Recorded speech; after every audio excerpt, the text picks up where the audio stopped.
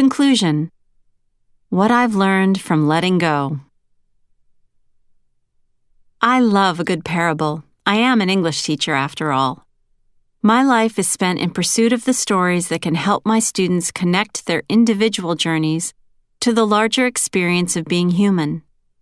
When we read the story of Pip's departure from home and return to redemption in Great Expectations, for example, Dickens reveals one potential path through childhood, a route for rectifying our own missteps, and a glimpse of a possible ending.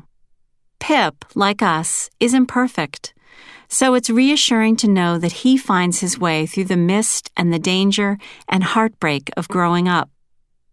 All this imperfection is rendered more tolerable when couched in fiction or fixed safely in the distant past. Our history textbooks are full of these stories, some accurate, some apocryphal, all of them meant to shore up our identity as a culture based on a tradition of bootstrapping, invention from necessity, and the great comeback. The oft-cited story of Edison's education in 10,000 failed light bulbs, for example, has become one of the most famous stories of failure turned success in American history.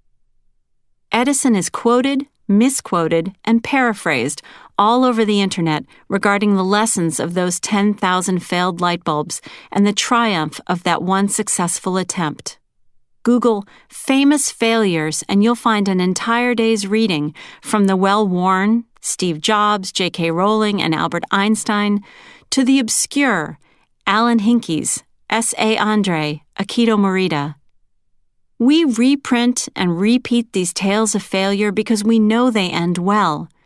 They may contain plot twists and surprise endings, but before we even begin reading, we can bet hard money on the outcome. Against all odds, the invention will work, the championship game will be won, and the astronauts will make it back to Earth. We don't share these stories for their surprise endings, but to remind us that our own mistakes might just be worthwhile in the end.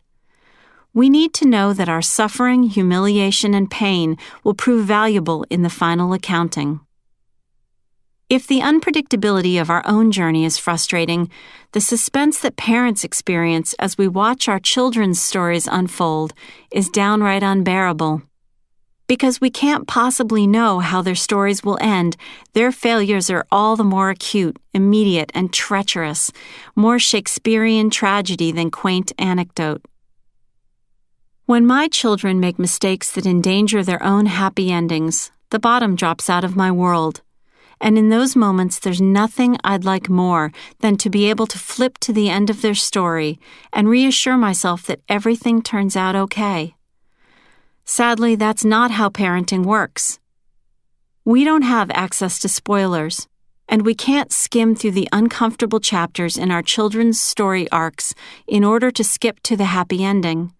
Worse, we can't even know if there will be a happy ending. What we can do, however, is be patient and trust in our kids.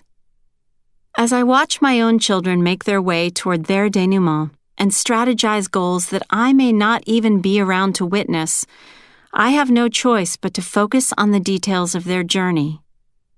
They are writing their own stories in their own voices, with plot points of their own invention. Their narrative is not mine, and I can't edit them into perfection. The author Richard Russo wrote, "Great books are not flawless books," and he's right. In order for my children to become masterpieces, their flaws must be allowed to remain and serve as an essential part of their tale.